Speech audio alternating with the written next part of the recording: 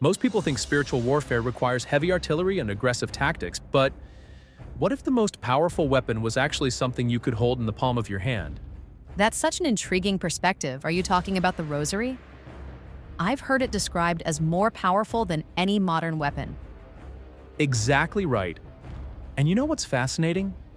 While we've spent trillions developing nuclear weapons, ancient spiritual traditions have consistently pointed to prayer beads as their most effective tool against evil. The rosary tradition dates back to the 13th century, and similar prayer bead practices exist across nearly every major religion. That reminds me of how Muslims pray 5 times daily. There's something powerful about that kind of consistent spiritual discipline.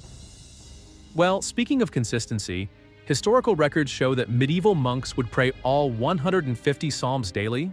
That's like running a spiritual marathon. And here's what's really interesting. Studies have shown that regular meditation and prayer actually changes brain structure in areas associated with emotional regulation and self-control. You know what strikes me about this? The text specifically mentions how physical weapons are completely useless against spiritual forces. It's such a paradigm shift. Right? And here's something wild.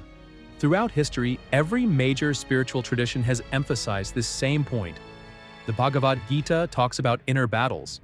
Desert Fathers wrote about spiritual combat.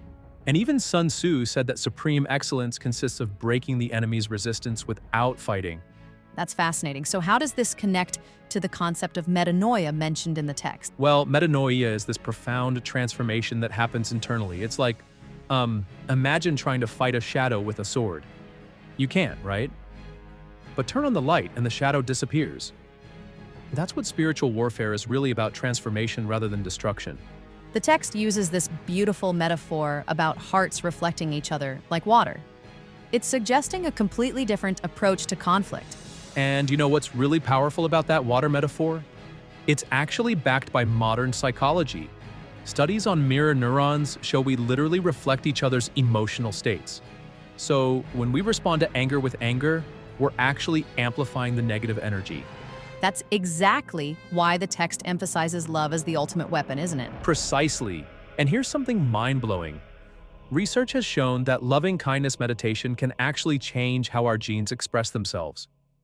We're literally transforming ourselves at a cellular level through these practices. So it's not just ancient wisdom, there's modern scientific evidence supporting these approaches? Exactly. And what's fascinating is how the text describes spiritual armor: truth, righteousness, peace, faith. These aren't just poetic metaphors. Studies have shown that people with strong moral convictions and spiritual practices show greater resilience against stress and adversity. Well, that certainly puts a new spin on the whole concept of spiritual warfare. And here's the kicker. While we've spent centuries developing more sophisticated weapons, the most effective tools for spiritual warfare haven't changed. They're still the same simple practices: prayer, meditation, love, and compassion. It's like we've been developing better and better hammers when what we really needed was a light switch. That's such a powerful way to look at it, focusing on transformation rather than destruction. You know, in closing, I think that's really the key insight here. Whether we're looking at ancient wisdom or modern science, the evidence points to the same conclusion.